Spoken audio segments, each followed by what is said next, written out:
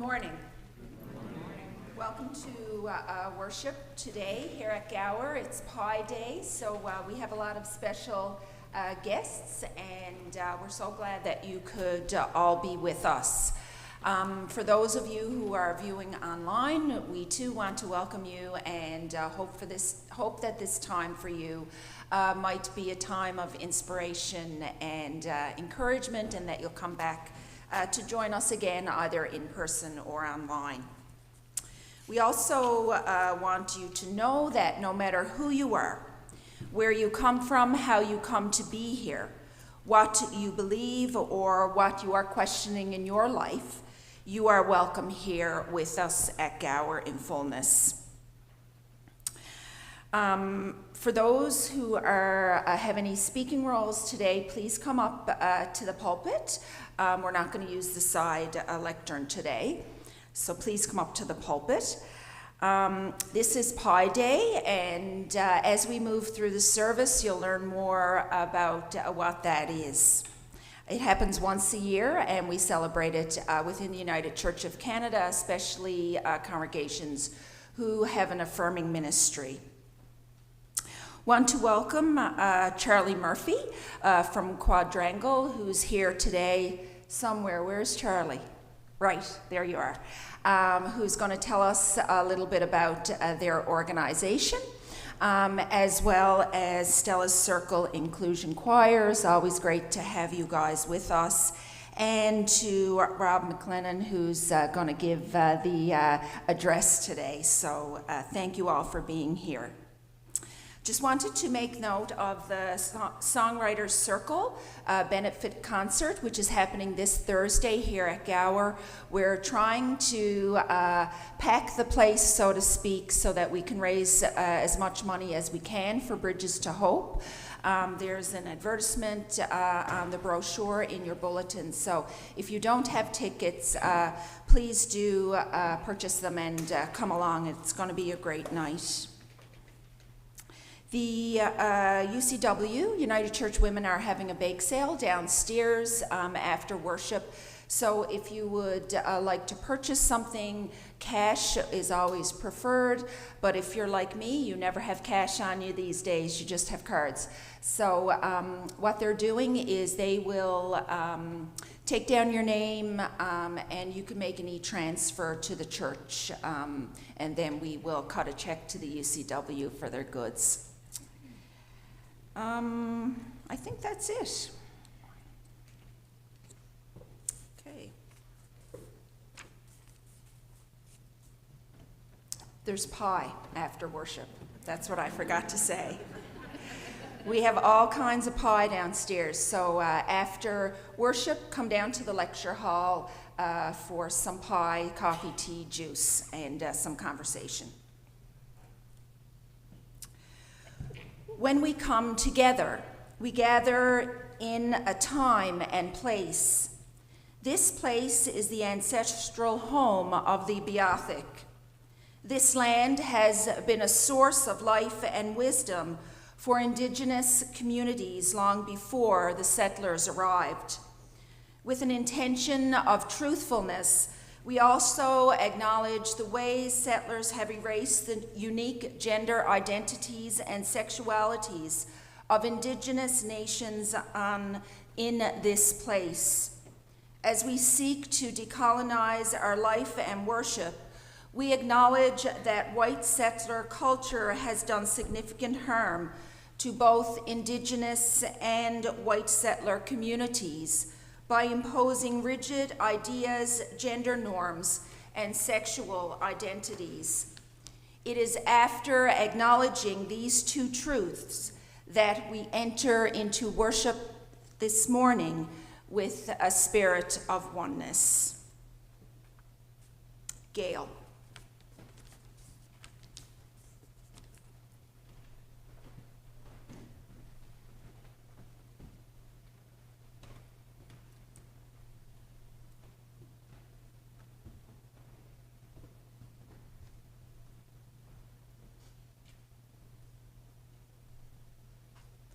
Good morning. Affirming ministries are congregations within the United Church that publicly declare their commitment to inclusion and justice for people of all sexual orientations and gender identities. Although affirming ministries make an explicit statement about issues of sexuality and gender, their commitment to justice is far broader, challenging bias and discrimination, working to end racism, increasing accessibility, and caring for the planet. P.I.E Day is an invitation for us to reflect on the things that we can do in our communities to affirm people who have been traditionally marginalized by religion, with a focus on LGBTQ+ communities, and to do so publicly, intentionally, and explicitly. This year's focus is on intention. So what could a year of intention look like for us as we all strive to be more affirming? As a straight white person, I was not conscious of the privileges I enjoyed, being able to hold my partner's hand in public without judgment, seeing myself reflected in the language and policies and materials that guide church practices, and never having to doubt the welcome of my church community. So in the work with Gower Affirm Committee, I came to appreciate that what the United Church of Canada means by affirming is to understand that heterosexism is baked into our society. There continue to be spaces where oppression and discrimination exist in our church community as a microcosm of the larger society, still, like me, largely unaware of the many ways in which we perpetuate prejudice and exclusion. As an affirming ministry, these spaces are lifted up, examined, and thoughtfully and intentionally addressed. Here at Gower, we've taken some small and some bigger steps toward being publicly, intentionally, and explicitly affirming. The painted sidewalks at our entrance in the rainbow colors that celebrate LGBTQ inclusion. Ensuring that the language and materials we use in our ministry reflect the diversity of our faith community. This year, the Gower Affirm Committee is working with the board and Music NL to secure funding required to adapt our washrooms so that gender neutral and accessible spaces are provided. A few years ago, in our early congregational discussions about becoming an affirming ministry, I quoted the words of authors Shannon Craig-O'Snell and Christopher Doucette in their book, No Innocent Bystanders. There, the authors note that as Christians, we choose not to be bystanders, but to be upstanders, not for the approval of friends or family, not even for the marginalized and oppressed, but as a faithful turning toward the call of God, toward who we are called to be as Christians. As an affirming ministry, together as upstanders and allies, we are moving toward the future that God intends as individuals and as a faith community. Certainly, we haven't resolved all the issues that present barriers to inclusion, including apologies that our elevator wasn't working this morning. But there are barriers that are invisible to us because of our own privilege. But choosing to become an affirming ministry means that we have a framework, a model of inclusion to continually and intentionally work toward. Our vision statement expresses our commitment in these words. We are dedicated to being welcoming and affirming, engaging participation of all, including people of any age, color, race, ethnicity, faith, gender identity, sexual orientation, ability, marital status, family composition, and social or economic circumstances. Thank you.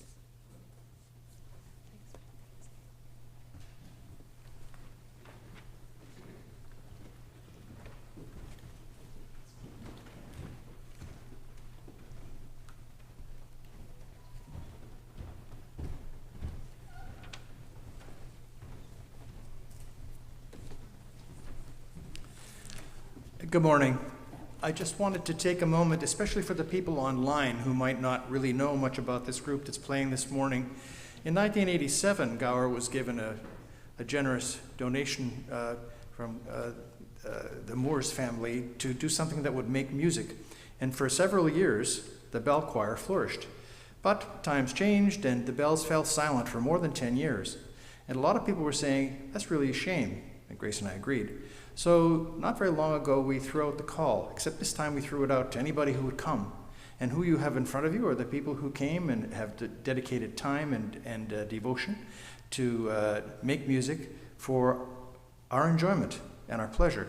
And the gifts we are giving you this morning, one is called a song called Simple Gifts, and it is about simple gifts. Simple things are things that unite us together. And the second is I've Got Peace Like a River.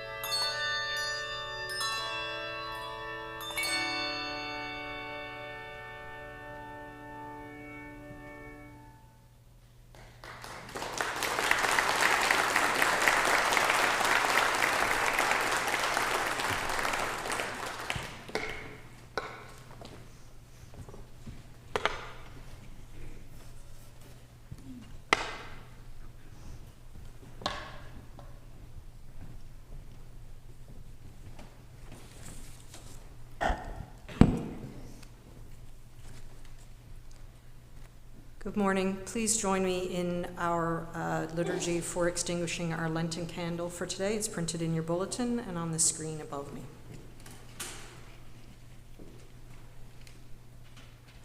We move through these Lenten days in confidence, to stand with one another in joy and in sorrow, and hope for one another when hope is gone, to witness to God's faithfulness in all the places life calls us to be. We extinguish this candle, acknowledging the journey that is ahead.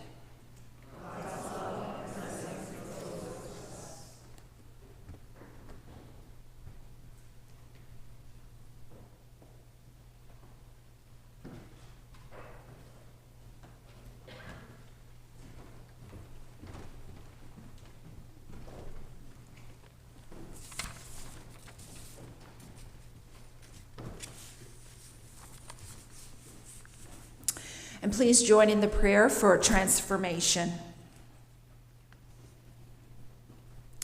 O great living Spirit, it can be hard to walk the path that is ahead of us.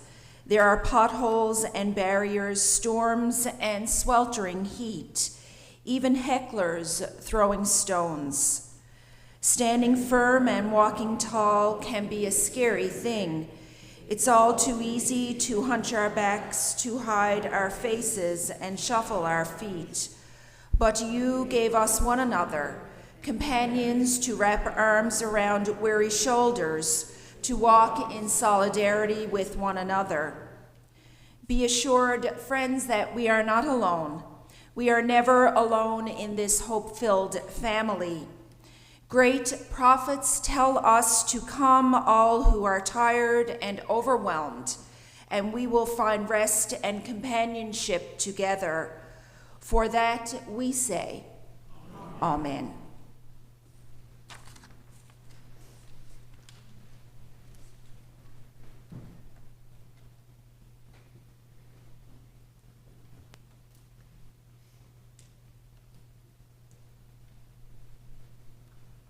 Two-Spirit and LGBTQ+ communities. It's also an invitation to celebrate together and an excuse to eat pie. Apple pie, pizza pie, shepherd's pie, all pies are welcome. Pie is not just a delicious food, it's also an acronym that stands for public, intentional, and explicit. And this year's theme is the Year of Intention. What could a year of intention look like for us as we all strive to be more affirming? As I think about this upcoming year, my intention around affirming issues is to be more intentional about understanding the history of justice seeking and promoting respect for human rights on sexual orientation and gender identity and expression. I grew up in a household where there was acceptance and affirmation of the 2S LGBTQ communities, but that means that a lot of my understanding, including my acceptance of my own sexual orientation, was implicit. This year, my intention is to make that understanding explicit. There's so much misinformation that's spread about queer and trans folks and drag performers, and sadly, much of it is religiously motivated. I know that it's not enough to disagree with unhealthy theology. I also want to proclaim the gospel that I believe in and provide another narrative around faith that doesn't involve discrimination. So I ask you, what could you and your community do in this year of intention? I encourage you to have conversations, dream big, and commit to taking another faithful step in the journey to embody the expansive love of God. Oh, and one last intention to share. I also plan to teach my kids to bake pie.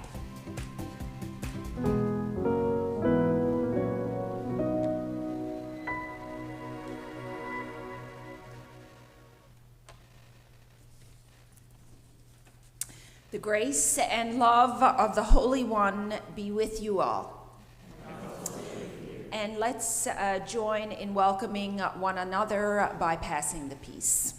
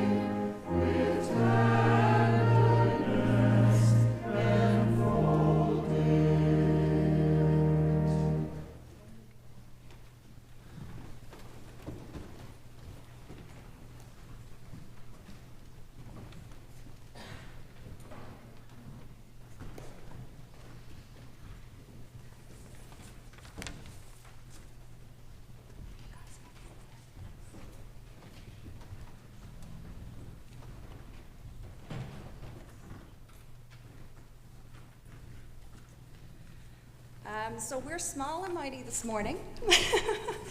And we lost our practice last week, so, when the minister asked you to sing True Colors, we try to make her happy. So we are this year of intention. We all want you to sing with us with intention right now, please. And even when we've done this song years ago, and Haley and I had a chat the other day about it, because we were trying to remember, would the younger kids remember this song, is True Colors by Cyndi Lauper. And then she said she felt like it was a song from her generation. I was like, no, it came out when I was a teenager. It's not your song, it's my song. So I looked up this morning, and it actually came out in '86, just as a little reminder. I was 14 at that point in time. Then there was a kind of, it came out in 2012 again, and it was around a message around bullying stuff, which Haley would have been 9 at that point in time. And then this morning, I was talking to I know Naomi had sung it with us before, but I didn't know if the littler ones knew it. But they know it from the movie Trolls from 2016. So it's kind of a song that's been through time. So please sing with us, sing loudly, with all of the intention in this year of intention, please. Thank you.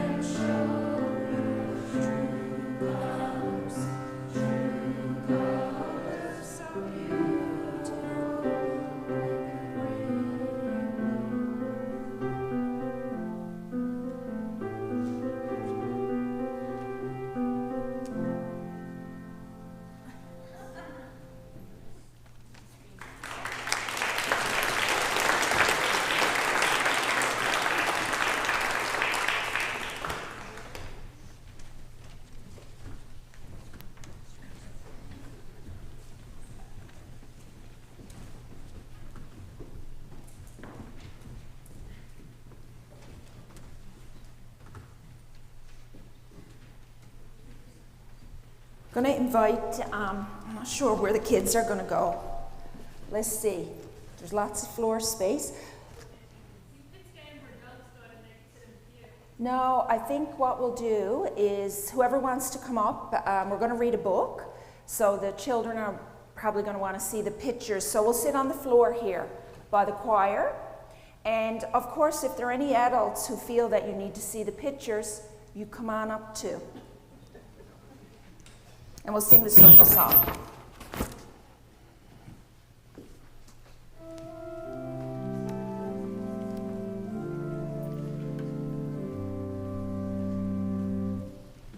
and join the circle.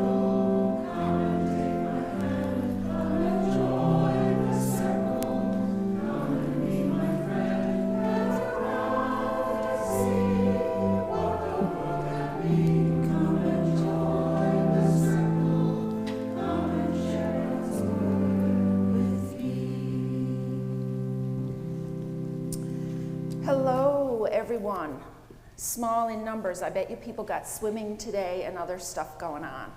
And I missed you guys last week, where we weren't open last week because of the furnace. So I hope you had a good couple of weeks. So this is P.I.E Day. Lots of rainbows and pie eating. And this book is called All Our Neighbors, and I thought it would be a great book to read today. Rebecca recommended it, and it is. It's a fabulous book. So it's called All Our Neighbors by Alexandra Penfold and Suzanne Kaufman. What is community? It is a place for you and me. Come along and you'll see. We are all neighbors here. We start our days in different ways. Some go to work and others stay.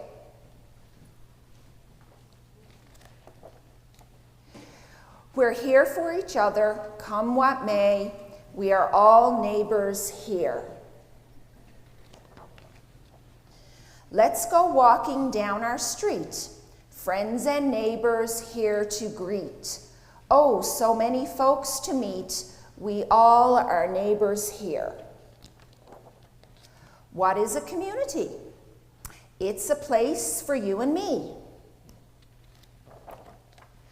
Come along and you will see that we are all neighbors here.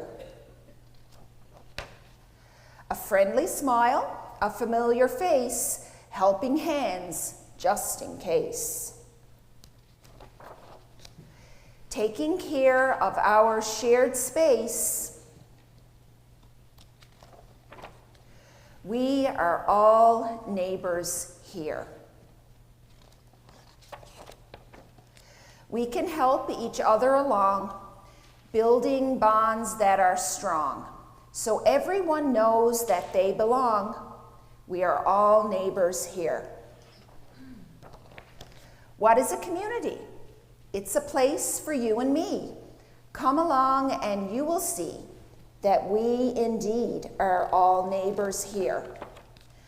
The sound of music in the street, or at Gower. The scent of goodies ready to eat. Feeling at home and complete. We all are neighbors here. This is our community. We celebrate diversity.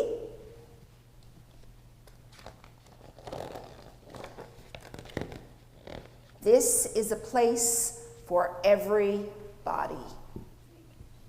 Speaker? Oh, cool. We are all neighbors here. So, I think Reverend Rebecca is going to take you guys out to Gower Learners, so have a good time, and we'll see you for P.I.E later on.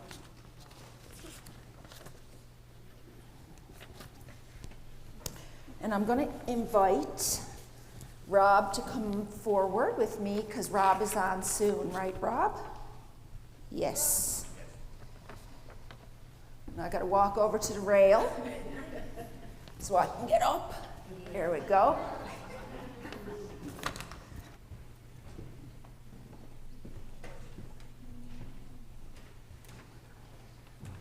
When I was at Stella's Circle, when I worked there, Rob and I became good friends. Rob always talked about theology school and coming to the pulpit. And today's your day, Rob. Come on up. Come on up. Oh no, you got to come right up.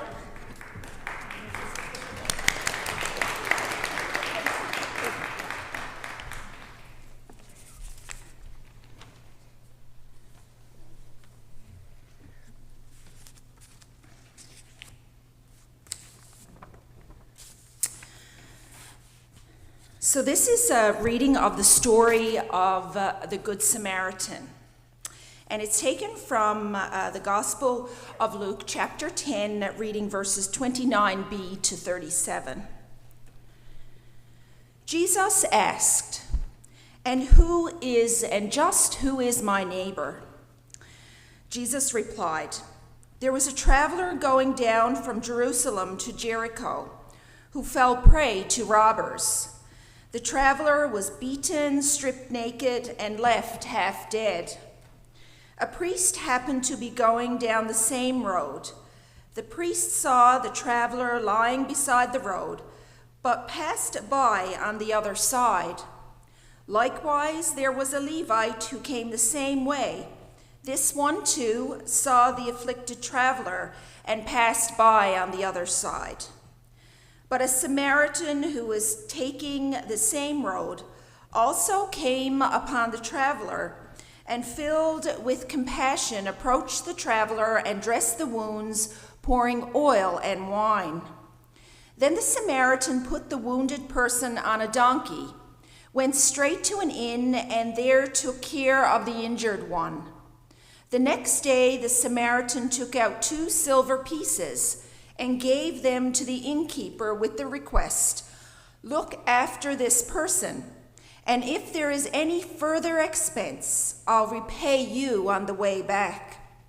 Which of these, in your opinion, was the neighbor to the traveler who fell in with the robbers?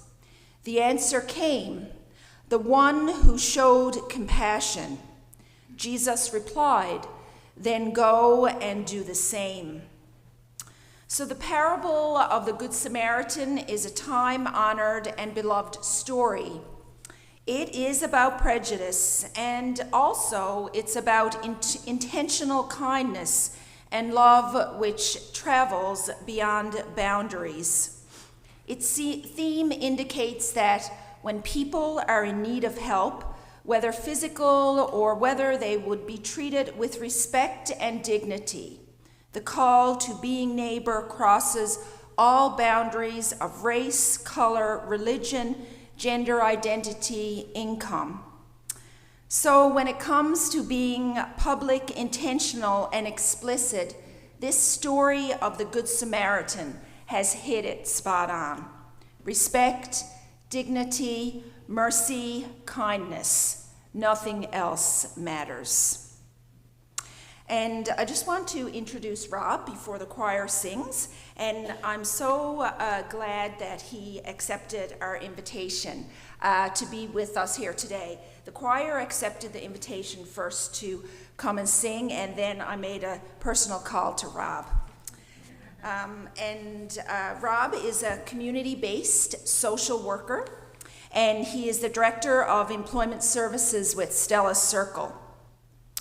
Rob has overseen a variety of public and private programs and partnerships, assisting people with career development and overcoming barriers to employment. In addition to employment, skills development, and literacy programming, Rob is also responsible for social enterprise activities within Stella's Circle, including the popular Hungry Heart Cafe and Clean Start, which is a commercial cleaning business. Rob is one of the original members of the Inclusion Choir, and he coordinates this non-addition community singing group. He supports experiential learning and a variety of internships and placements with Memorial University's Faculty of Business, School of Social Work, and other university programs, hosting and or providing field instruction. He is a member of the Community Employment Collaboratives Management Committee and is currently a mental health first aid instructor. And so we're really glad that you're here with us today, and we look forward, Rob, to what we're going to learn from you. So thank you. Choir's going to sing first. Yeah.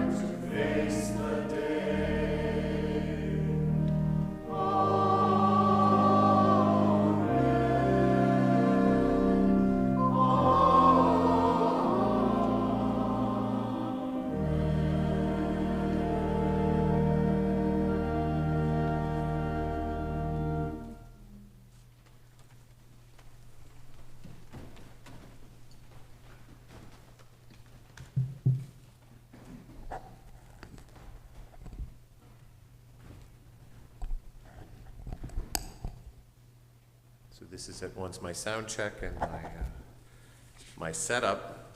Feeling very appreciative to be here this morning, and Reverend Pamela's warm welcome and invitation, as has been so often the experience of not only Stella Circle's Inclusion Choir, which you see assembled in the pews right over here. In the reserve, you don't mind those reserved signs. They're not reserved at all, okay? Just to tell you, they're and we were delighted to be invited. But the organization Stella Circle, as well as a very large social justice ministry of the United Church of Canada, our relationship is with this congregation is long-standing and very special for us.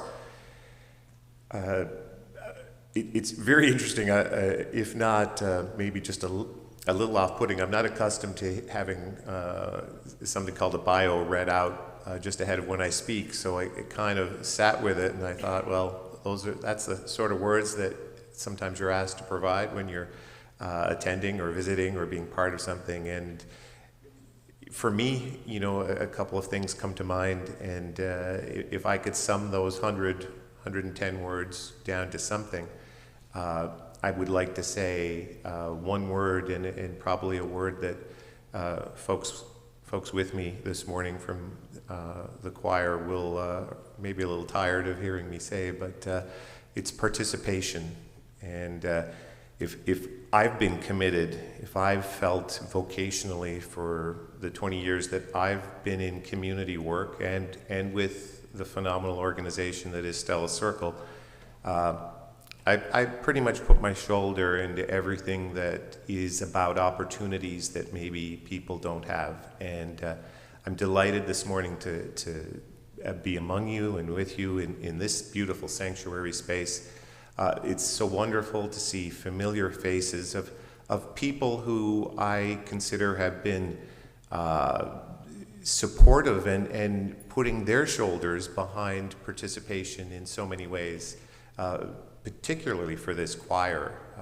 I can say with some gratitude as well, me personally as well, as I look out and see familiar faces who have, including the person to my left, I pray to the left, but who has been a great friend, and I appreciate that introduction. And it's lovely to see Charles Murphy from Quadrangle. Charlie, hi. It's looking forward to hearing you in a few moments as well. Quadrangle is a wonderful organization, and you'll soon hear more about that. And Stella Circle has had an opportunity to participate with Quadrangle as well. So I guess to kind of get into some of the meat of what P.I.E Day is kind of inspired or prompted within me to think about, and then in turn share this morning, humbly, because I do share what I share, very aware of my own privilege and social location as a white male with the privilege and opportunities that I've been afforded. And I think there's an interesting quote that comes to mind, and it's to a degree a piece about empathy, but certainly I also hold very close to my heart and belief that the ability to empathize and be an ally to all is part of this unique experience that is our humanity. To feel pain is to be alive, I believe it was said, and to be able to share or strive to have a sense of the pain that others feel is to be human.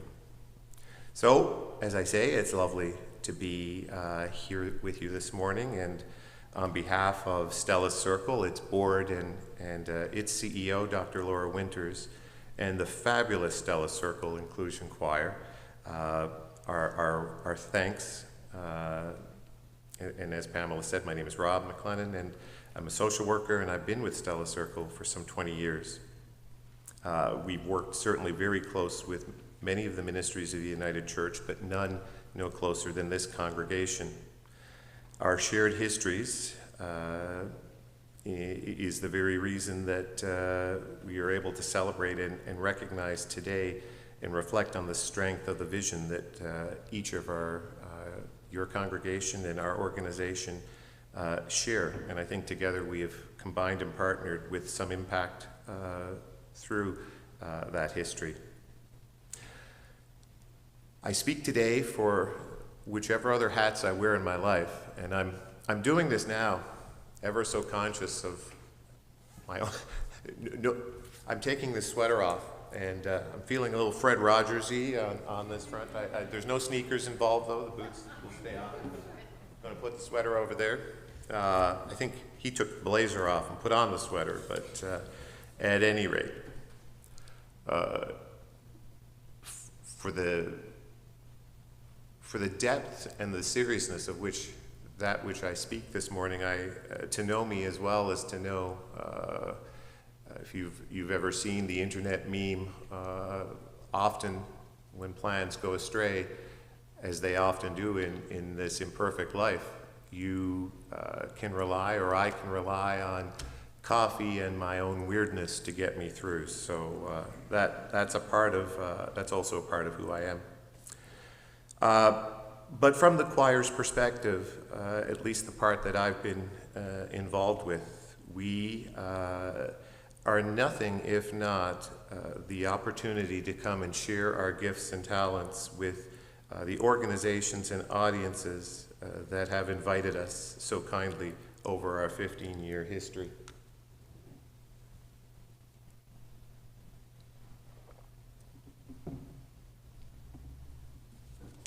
Our continued choral experience is a testament to the commitment of many, not the least of which is the people that I will be singing with shortly, and the dedication of the singers and volunteers here and those that aren't today, but have been part of this group singing history over some 15 years of singing together. This also includes a presence we all feel every time we gather to sing, and that's the influence and generous talent and spirit that was our founding director, Helen Murphy, who we lost just this past summer. Gower Street United was always considered a second home for Helen and a favorite place to collaborate and sing, as is the case for our choir. So in no small part, it is certainly with gratitude to this congregation on this P.I.E Day that during our history you've shared and helped the Inclusion Choir make music in just about every way imaginable. And I can't think of any better example of intention than that. And I'm sure that continued intention is what we can all look forward to in this community that relies and looks to Gower Street United Church in those ways. Never patronizing or from a charity lens. Not a handout, but a hand up, a view shared by Stella Circle and Gower Street. I think it's an outward visible sign that your commitments being celebrated, may be reflected on and renewed today with intention, are impactful, appreciated, not only at the community and partner level, but by the many individual people approaching this faith community who may be new to church and possibly excluded in the past, or having experienced some stigma and resistance to fully participating in many aspects of community and life. And that's lots of words to say participation. Condemnation, exclusion, and hatred are loud, and they are persistent in society, unfortunately, and that pushes many of us to the margins. And, people enjoy degrees of privilege and degrees of oppression, and unfortunately it is unequal at times and very exclusionary. They are injustices, and it's a commitment. There is a commitment required that requires consistency and passion. So March the 14th, National Affirming P.I.E Day. It's This is maybe some of the weirdness, but I get caught up in lots of symbols and metaphors and what's that all saying, hey? So the third month, the 14th day, it's a pi. It's a ratio of the circumference of any circle to the diameter of that circle. Pi is what mathematicians call an infinite decimal. So there's a concept of infinity enduring this. After the decimal point, the digits go on forever and ever and ever. I'm not a mathematician, and there is no statement I will make that is not more profound than that. It's true, I'm not a mathematician. But pi is also an acronym. I suggest pastry is excellent, pie. No, well, it is excellent, but it's not our focus, obviously, today, although it will be after the service, at least for a time, I'm told. Public, intentional, and explicit, and I quote the Affirm United website. You know, these are the standards that we hold ourselves and are welcome to when becoming affirming, welcoming, or inclusive communities. March the 14th, as you've heard already, presents us with this chance to serve some pie, to roll out by celebrating the full inclusion of LGBTQIA+ and Two-Spirit people in faith communities and beyond. So this congregation is affirming, and we were privileged to be part of that service. We were sitting right over there in those pews on that particular Sunday. And what pride in all the senses of the word, and how wonderful it was to sing on that Sunday, and again with you this morning. It is a beautiful thought, and I suggest that we collectively have a sense of being a part of it and a part of you. Pi is when you share and maybe co-create new meaning and inclusion in your space. And you've done this at this sanctuary and other parts of your building. Gatherings and belonging for individuals availing of the programs and services of Stella's Circle. And if I've learned anything about inclusion in my 20 years or so in community social work, it has been inclusion from this group and all the people that have been singing in it, and inclusion in the broader sense in the community as well. One recent example was just this December, and it's interesting. The last time I was standing at this pulpit, and the other interesting part is that for 20 years, this is the second time I've probably been here, and but the first time was just this December, and this would have been the view had you been at that particular service.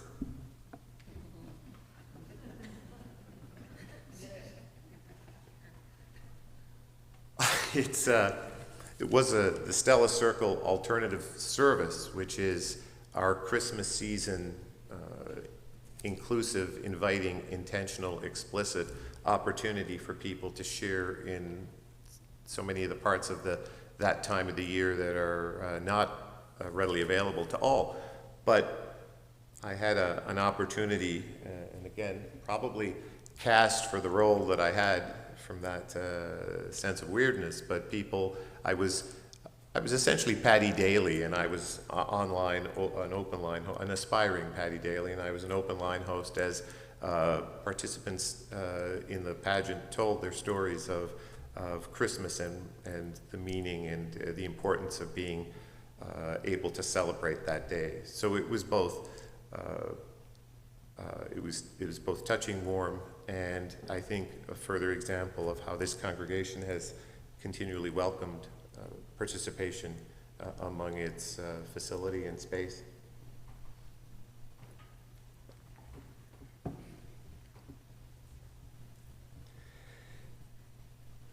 Many of you know, and for those that don't, Stella Circle has held countless gatherings of meaning and significance to many people, participants in our programming, staff, volunteers, and other stakeholders involved in the important work that our organization is involved with in real homes, real help, and real work. It's a lot of words for a very holistic approach to inclusion. Graduations, celebrations, meals, convening mental health and other important conversations, planning days, annual general meetings, and impact for this choir.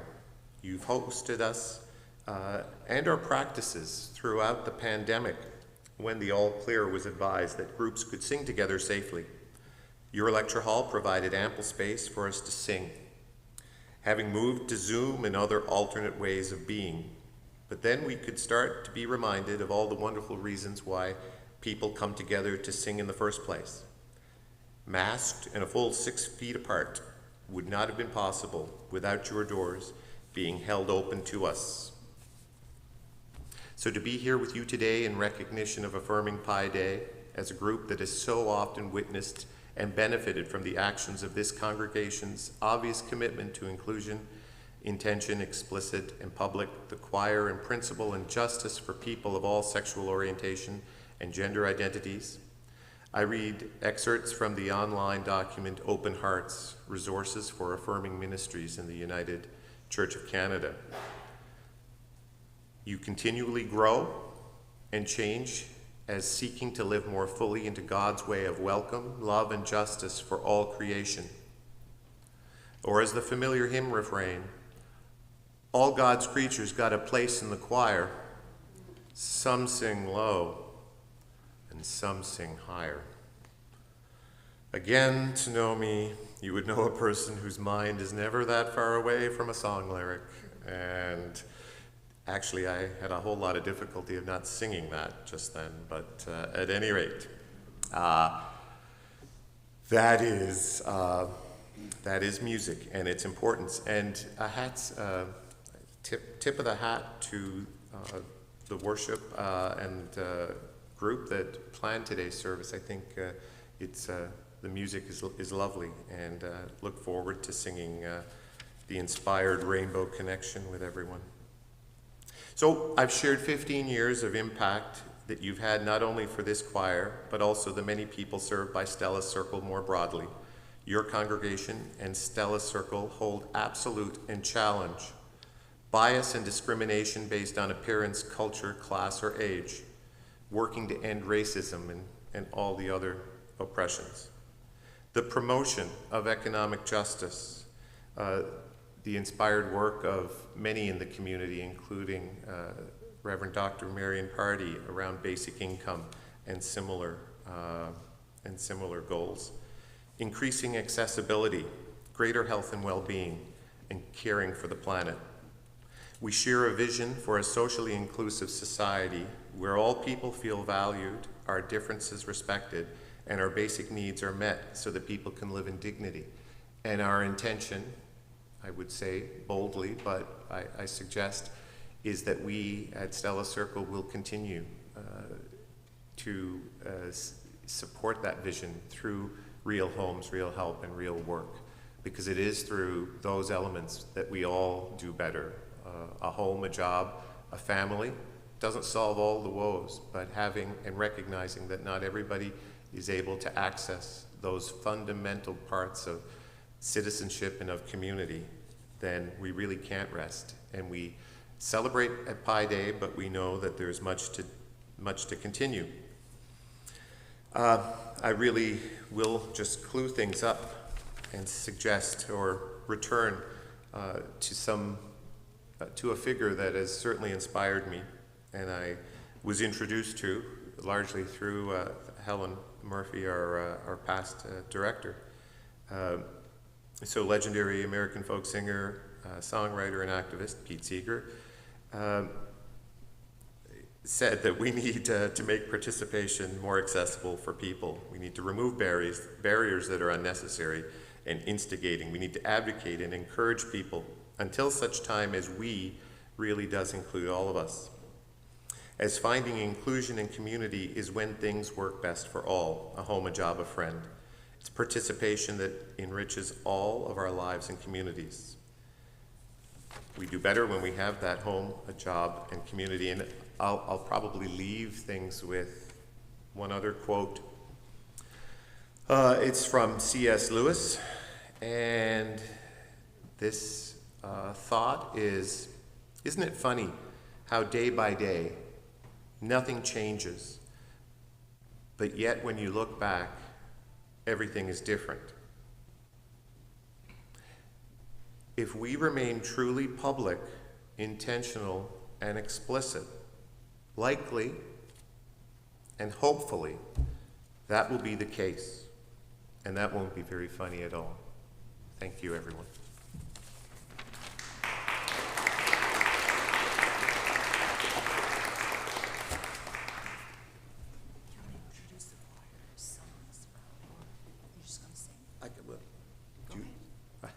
I'm just reminded.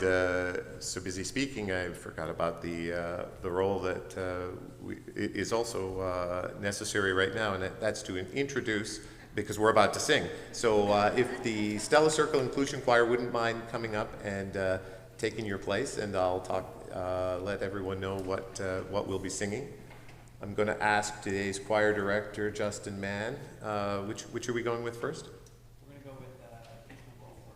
All right, so as people take their places, the first selection will be a song that means a lot to the choir, and I would suggest is never more appropriate than in the world and context we live in today. It's a reminder or a longing and an ultimate hope and belief that there is a peaceful world available to all. And we will follow that song with a song from the Fleetwood Mac album Rumours, even ahead of 1986 and Cyndi Lauper's True Colors. But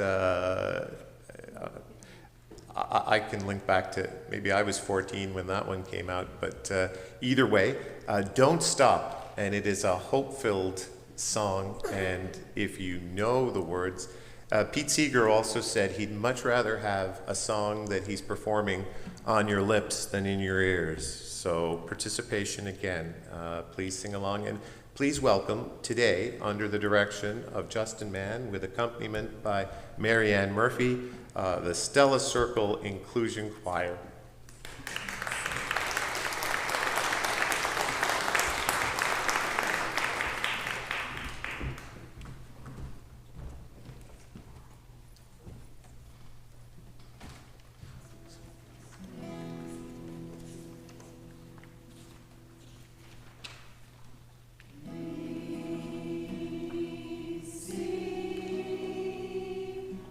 Peaceful world in you.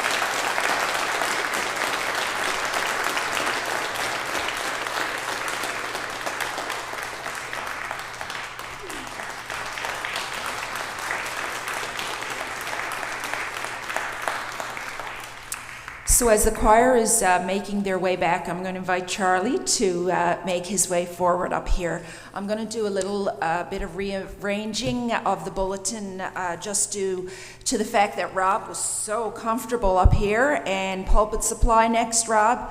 10 minutes turned into 20. So we're going to hear from Charlie.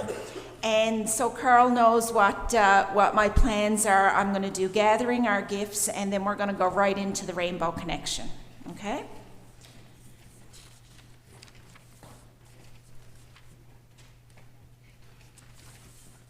Charlie. There you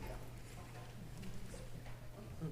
Can everyone hear me still with the mask on, or is it better to take it off? Everyone's good? Okay. So, first off, I guess I'd like to introduce myself. My name is Charles Murphy. I go by he, him, or they, them pronouns. I'm originally from Halifax, Nova Scotia, more so Peggy's Cove, Indian Harbor. I moved here in 2009 with the last name Murphy. My father told me, "You'd be fine, no worries, we have family here, you're good." But what I didn't realize is I was 23, still figuring out for myself of who I was, my orientation, me as a person. And it was my first big move. I moved here for my job. That was in the EdTech startup company known as Best Boy at the time. And I was coming from a province that had a community center or a space. So when I moved here, I had no friends. I was trying to find my community and connect. And I couldn't find any other queer, trans, 2S LGBTQI plus folks. And it was a really hard first 2 years of me living here. From that, I started getting into community work and kind of found that's where I was thriving. I was meeting a lot of new people, I was connecting with people. I'm going to take this off because it just keeps riding down my face anyways. And so from there, I was working with a lot of other groups, and I realized and found out that there was a group called P.I.E here. There was a chapter, and it was, very small, but at the time I was still looking for friends and finding that connection, and so I joined. And from there, I started realizing there was a lot more 2S LGBTQI plus folks in the province. I just didn't see them because they weren't being visible, they weren't being seen in the same way that I was used to seeing in Halifax. And so from there, I started meeting lots of new people, and we started talking about the fact of why wasn't there a center? There was bars, there was gatherings, but there wasn't a space for us to actually come together. And from that, it turned into a group of about 4 or 5 people sitting down, talking about what could it look like? How could that happen? And that was in 2012.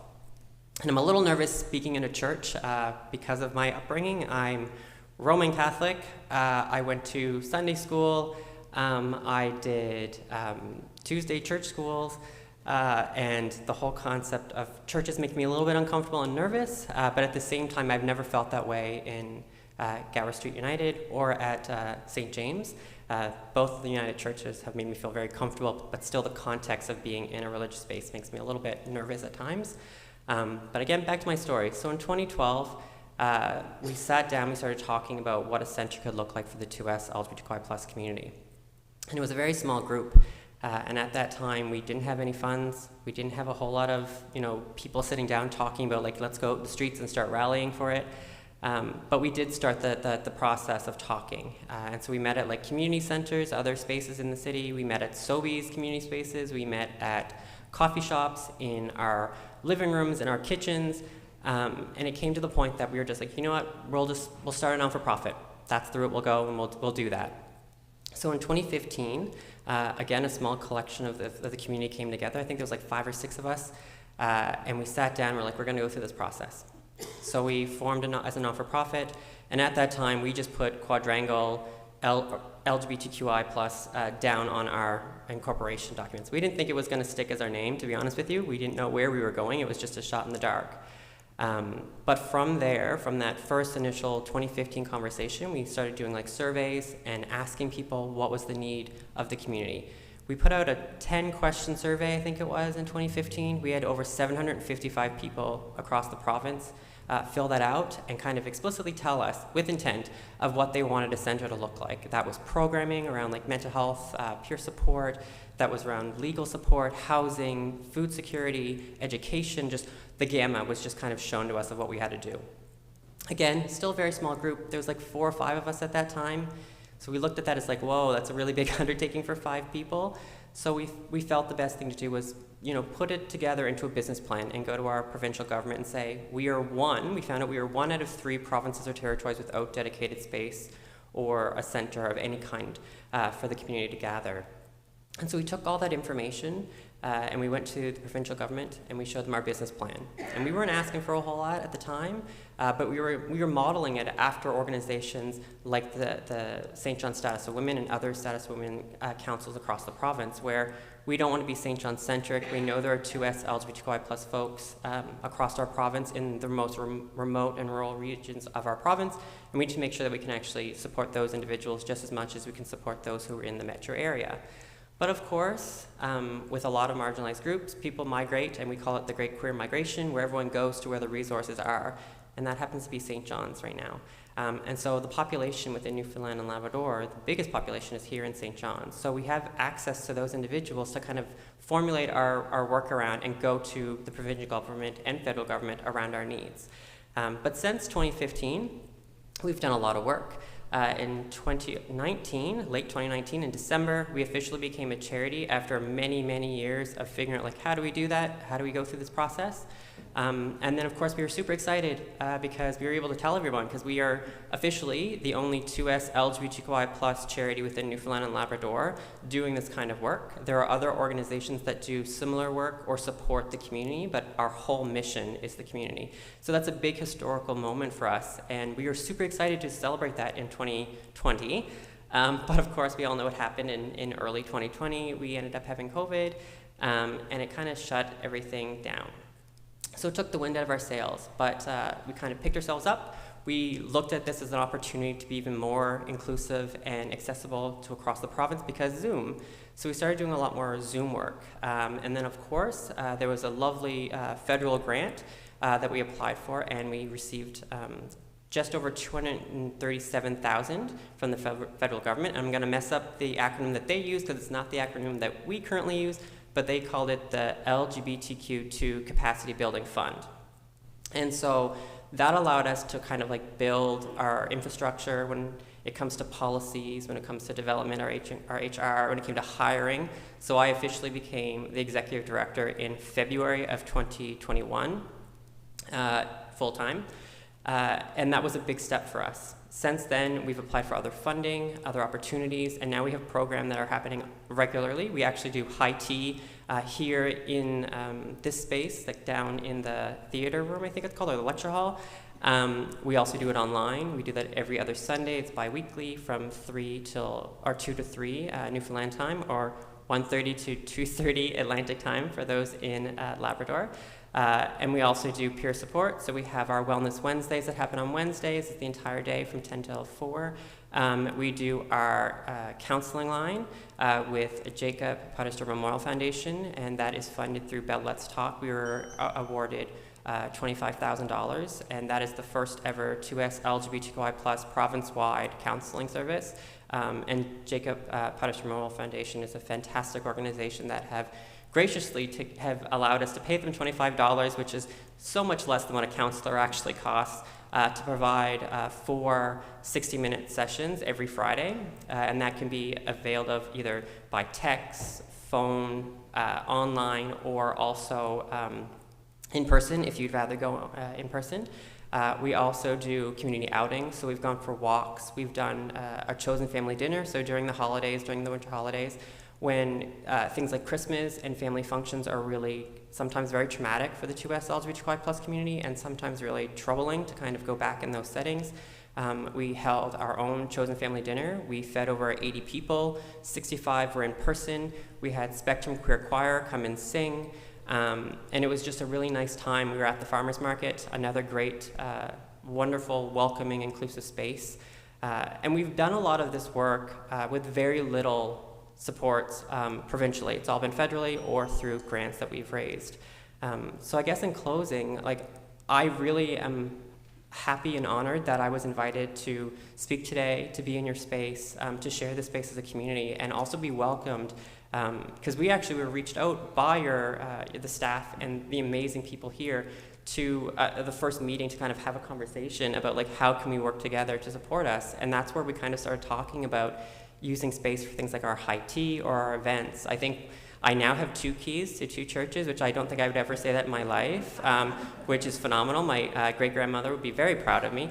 But it's really moving to know that I had very interesting experiences when it came to religion when I was younger. When I was very young, it was a very safe space for me, and I loved it.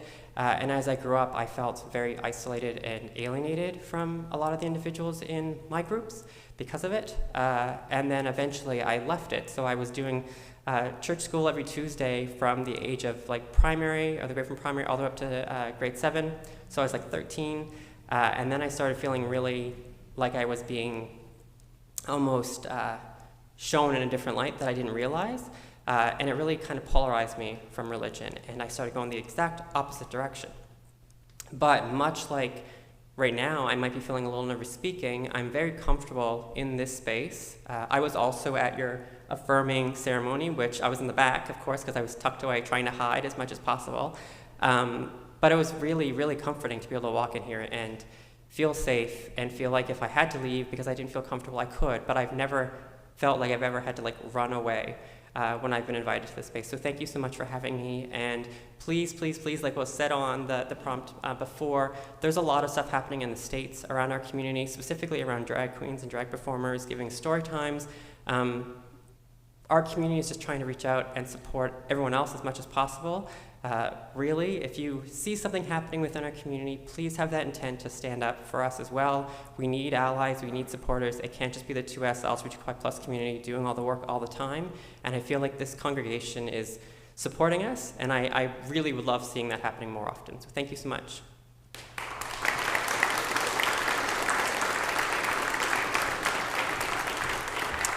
Thank you, Charlie. We actually connected to Charlie through the outreach committee last year sometime now, so it's a great relationship we have, and Charlie sometimes comes to some of our firm committee meetings.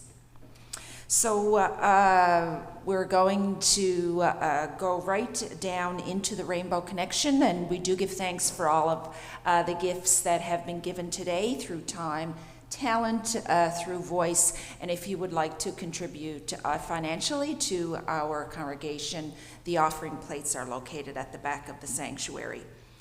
Carl will also going to go right from We Go Out into the World to the Organ Postlude. Okay, we'll take out You Shall Go Out with Joy. Okay. All right, so please join us downstairs for pie. It's been great to have all of you here. We usually finish at 12, so we're a bit over today, so I'm conscious of that. And our stomachs are probably rumbling. So let's sing together the Rainbow Connection. One of Rob's favorites, I know. And just remain seated. So we'll sing together the Rainbow Connection. Words are on the screen or in your bulletin.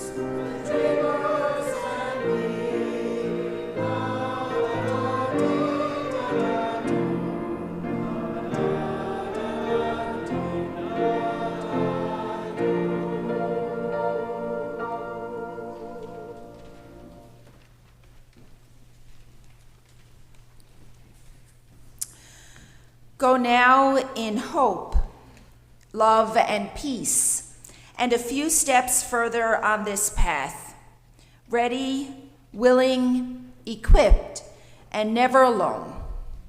Amen.